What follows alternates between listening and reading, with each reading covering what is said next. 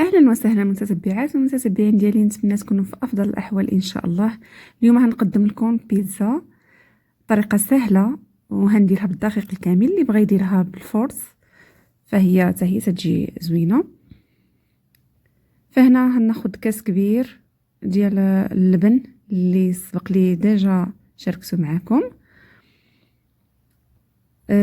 هناخد نص كاس تقريبا او ربع كاس ديال الزيت، 4 كاس ديال الزيت نباتيه، شويه ديال الخميره، شويه الملحه، وشويه ديال السكر، تقريبا معلقه صغيره.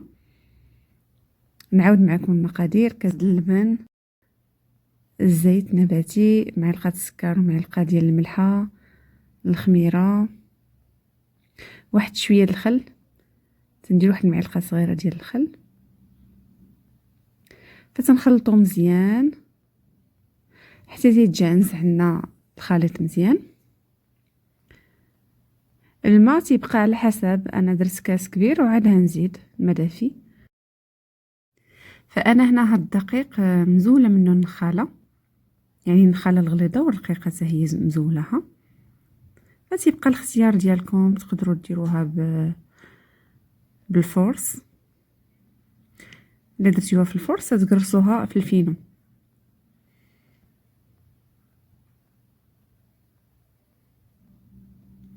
فهنا تنحاول العجينه ديالي تكون خفيفه، ما تنعركوش بزاف، فقط هي باش نجمعها، لانكم عارفين هاد الدقيق ماشي بحال الفورس، تيكون تيتلصق شويه. فانا هاد لا كونتيتي اللي عطيتكم انا هنديرها مدوبله بحال بهاد لا كونتيتي اللي عطيتكم، تقريبا تعطيكم 3 ديال البيتزات كبار. انا تقريبا هنحاول ندير 6 ديال البيتزات، لان تنخبعها في الكونجيلاتور. داكشي علاش زدت الماء وهنزيد الدقيق. فانا سمحوا لي هنا الدقيق اللي درت نص كيلو، فنص كيلو تديروا ديك القياسات اللي عطيتكم. ماشي مشكل الا ما كانش اللبن، تديروا بالماء وهي شويه ديال اللبن او شويه ديال الحليب، تقدروا تعوضوا اللبن بالحليب. هي اللبن تيجي رائع، يعني تيجي ديك بيتزا بحال تنقولوا مفشفشه. اللبن تيزيد يخمرها. هنا سنوضعوها في شي مكان اللي يكون دافئ، ونغطيوها ونخليوها تتخمر على خاطرها تقريبا من ساعه حتى لساعتين على حسب الجو. فهنا تبارك الله طلعات، يعني درتيها معلقه صغيره ديال الخميره. كان الحل سخون شويه، باش يكون الحل بارد تزيدوا شويه الخميره. هنا جبت الفينو، انا هنقرصها في الفينو. اللي بغى يدير لها هذوك الحمامر، يعني النخاله رقيقه، فتيبقى الاختيار ديالكم. حتى تجي العجينه يعني بحال ديال الشفنج.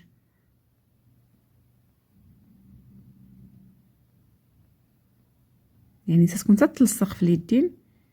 تندهنو يدينا مزيان بالزيت، وتنديروها على شكل كويرات هكذا.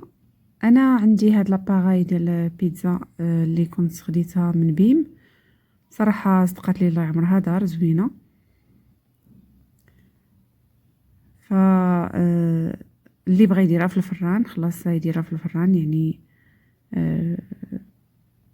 بحال هاد الشكل هكذا. يعني انا تنطيبها هي الاولى، عاد تنعمرها باش ما تبقاش خضره من الداخل.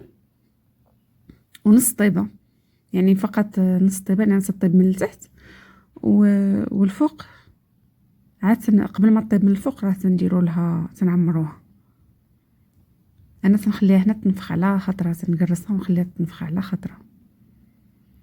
فيعني قرصتها وليتكم زعما تقرصتها، عاد نشعل لاباغاي باش هكذا تساعدني العجينه انني نقرصها على خاطري. هنا بالنسبه ليا هندير جوج شكال ديال البيتزات. فهندير وحده بالفلفله ومطيشه مقطعه، وشويه د مطيشه ديال الحك، شويه د الزعتر، شويه الابزار، شويه الملحه، وبيان سور شويه الزيت. غنردوها فوق النار شي شويه حيت تهبط شويه ديك مطيشه. وهذا انا هنايا درت السردين او لي زونشوا، اللي عنده لي زونشوا. انا كان عندي السردين، فولادي ما تياكلوش السردين يعني فاش نحطو، فتنفضل نديرو لهم في البيتزا. انا استرديت طريقتي في تنديرو هي شويه ديال الزيت شويه ديال الخل، يعني تقريبا واحد 4 كاس د الخل و4 كاس ديال الزيت او نص كاس الا كنتي تحتفظوا به في الثلاجه، شويه د الابزار وشويه د الملحه وريقه سيدنا موسى، تنردوه فوق النار وتنخليوه ينشف يطيب دغيا، هو تيطيب وتينشف من ديك الماء ديال الحوت تينشف، ما تنزيدوش معاه الماء، فتقدروا تحتفظوا به حتى في الثلاجه تيبقى زوين وطري.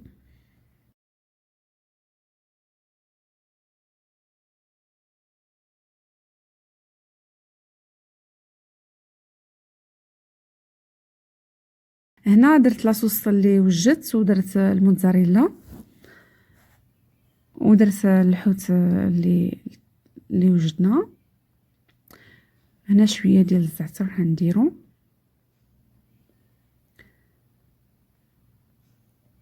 والفرماج الاحمر، وتيبقى كل واحد باش يبغي يعمر البيتزا، يعني على حسب الرغبه ديال كل واحد.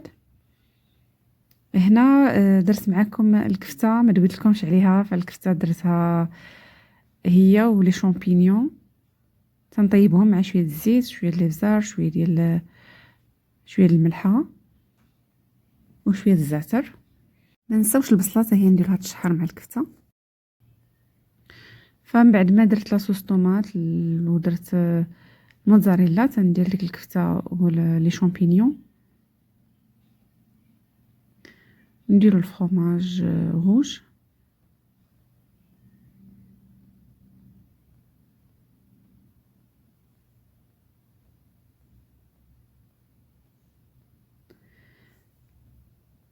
من بعد هنجيب لا دانيت فيمي